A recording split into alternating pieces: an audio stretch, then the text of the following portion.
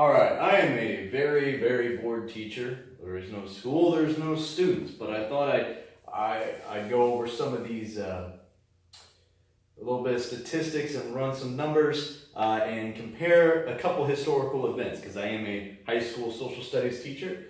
I'm going to go through some of this stuff because I see online a whole lot of time that people say, well, why should we be afraid of something that is no more dangerous than the flu? And I say, you are exactly right. Why should we? Well, I'll tell you why. This is a little bit more serious than what we're taking it for. So what I did was I created the 1918 flu epidemic, the influenza epidemic, okay, which killed tens of millions of people. They don't even know how many people it killed, but it's estimated between 10 to 50 million at some point, versus the COVID-19 outbreak, which we are currently in right now. So let's take a look at this table real quick. So I have the infected, the worldwide population that has been infected, and the death rates. Okay, now these numbers aren't for sure, or it might not be as accurate to a T, but we're in the ballpark. All right. So based on a few estimates, they're saying roughly about a quarter of the world, 25%, is infected with influenza in 1918, with a death rate of around, or in this case, maybe, let's say, under 2%. All right? Tens of millions of people died. All right, here in 2020, we have the COVID-19, which the death rate we're looking at varies a little bit. I'll put it in the ballpark of about 2.5%. Put an asterisk right there. We're going to play around with this a little bit. Let's put this in perspective. All right? So get those numbers in your head, especially this one right here, this 2.5%. All right. Again, just kind of ballparking these numbers, but trying to look up the world population right now. At 2020,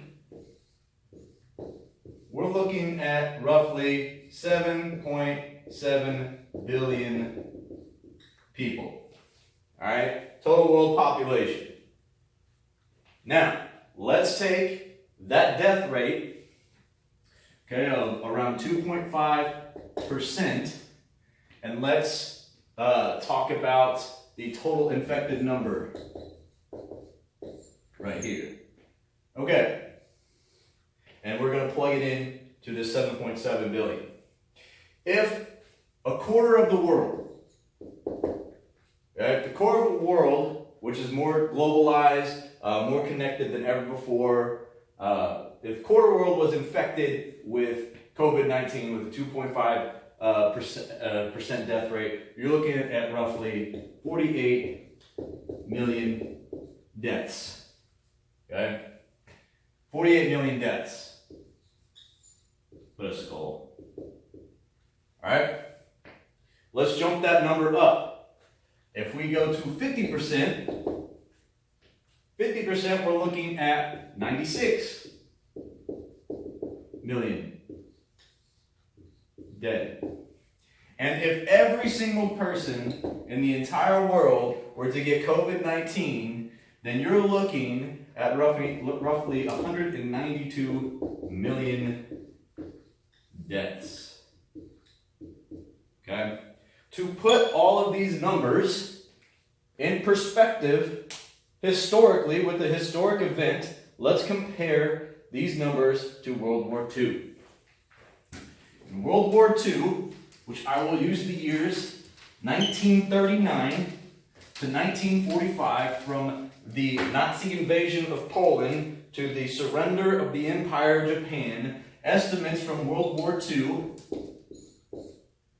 I suck at this, from World War II, WW2, a lot of people say 70 to 80 million total deaths, okay, in a span of about 6 years. Okay? 70 to 80 million deaths. What could be estimates from COVID-19 if we plug back in those numbers? Let's say we do the 50% infection rate 50% infection rate with a 2.5%, you got 96 million. Okay, which is what a lot of estimates are within the next not even year. That 50% of people could have this disease.